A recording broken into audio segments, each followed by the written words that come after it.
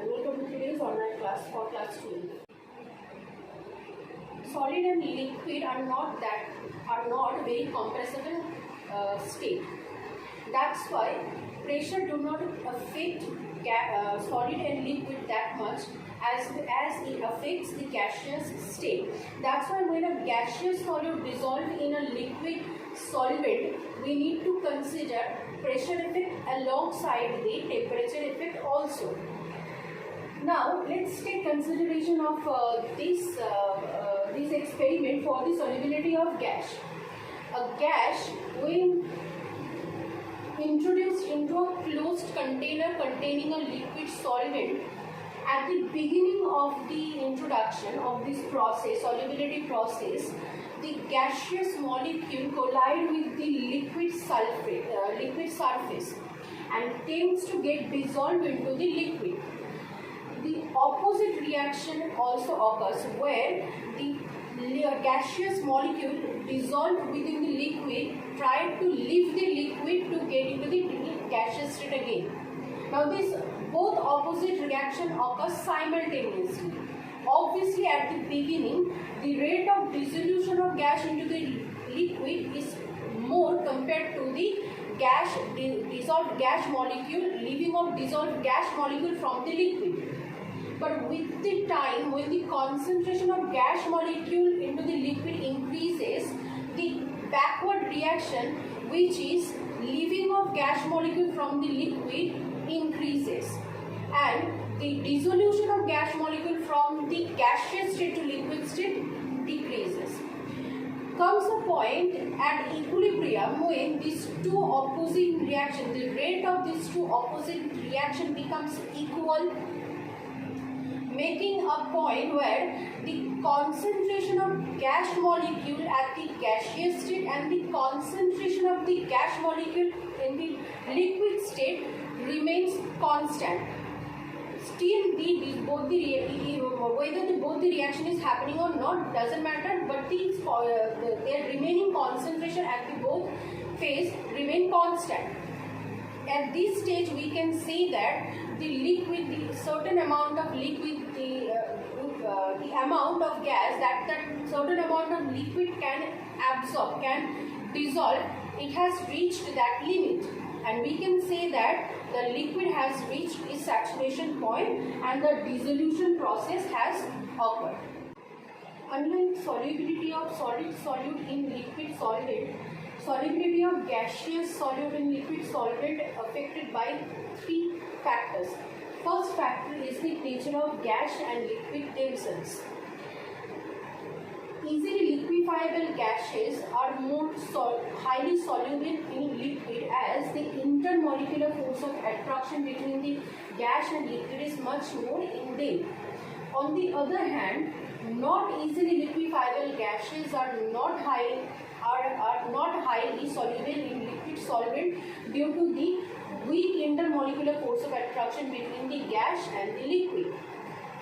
On the other hand, gases such as HCl, which ionizes in their aqueous solvent, are highly soluble in aqueous solvent in water because they ionizes in their solvent.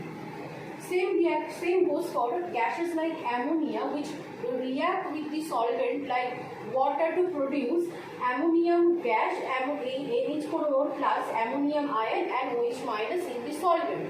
These kind of gases, that's why, are highly soluble in the aqueous solution. The second factor that affects the solubility of gas in liquid is the temperature. Now, unlike solubility of solid solute into the liquid, which can be of exothermic reaction as well can also be of endothermic reaction. Solubility of gaseous solute in liquid is solely an exothermic type of reaction. That means the forward reaction is exothermic, whereas the backward reaction is my endothermic reaction. So when temperature is increased, according to La Chatelier principle, this equilibrium will try to shift towards that reaction side where my energy is consumed that is towards the endothermic reaction side. As the backward reaction for this particular dissolution process is endothermic, with the increase in temperature, my backward reaction favors, meaning dissolution or solubility of gaseous solute in liquid solvent decreases with the increase in temperature. This theory can be practically observed in the boiling of water where dissolved air in the water leave out from leaving the water after boiling, forming bubbles. Gases are highly compressible. That's why with temperature, pressure also affect on the solubility of gas. Now let's take consideration of this experiment. A gas has been introduced into a closed container with a piston contained a liquid solvent. Now, when we increase the pressure on the piston, what is happening? The pressure inside the confined container also increases, making the gas molecule colliding more frequently on the liquid surface, making the dissolution process more favorable.